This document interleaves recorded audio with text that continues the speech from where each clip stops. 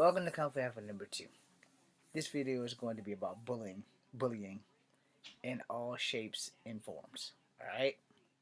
And understand the detrimental devastation of what bullying does to people. Alright? I am not a saint, and I have bullied maybe one person in my entire life. Maybe two. Again, I'm not a saint, and I'm not going to swear to it. They know who they are. I'm sure they're like, hey, I remember when you bullied me. Now, before I try to make an excuse for it, there really is no excuse for it.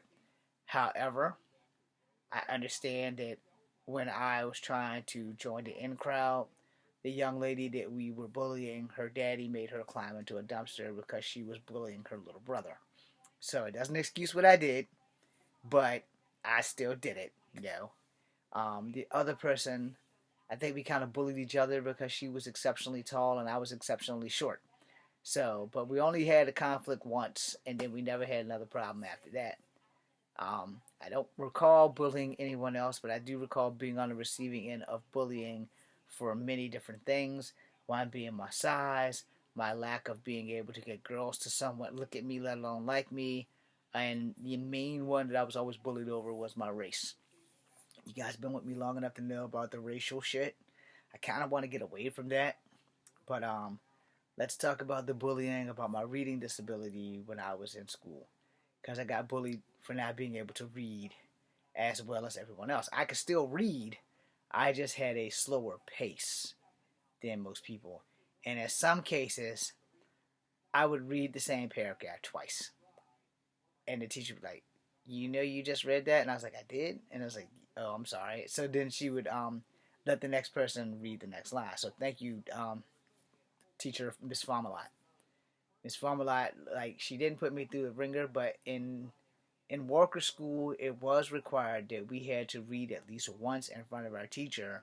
You know, had I didn't have to read in front of the whole class, I probably could have done it.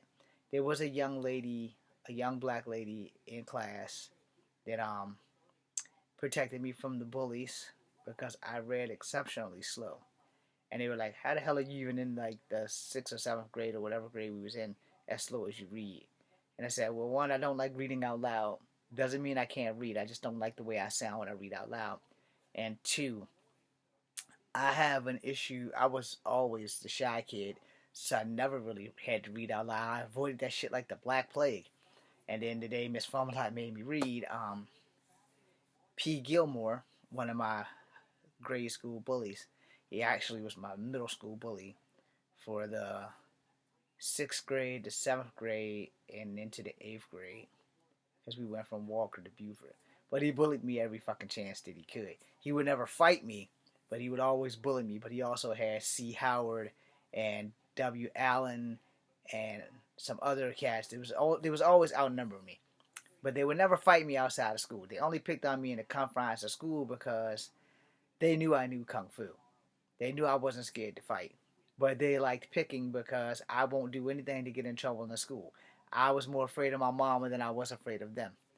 And at that time, my mama still used to be woman enough to beat people's asses when we fucked up.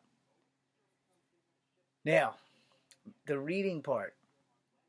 I've been bullied so bad for reading that I literally would go home and cry because I couldn't read fast enough for the people. Did I let people see me cry? Fuck no, because that was a sign of weakness in our family. And by this time, I don't have to fight kids anymore, you know.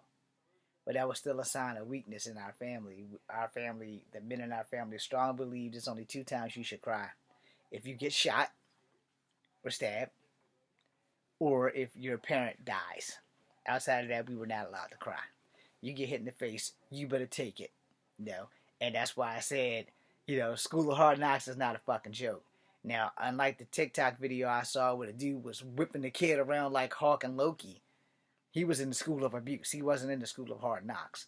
School of Hard Knocks is painful, but it's not like we're gonna mortally wound your ass. And the kid did take it like a G. I don't have that video.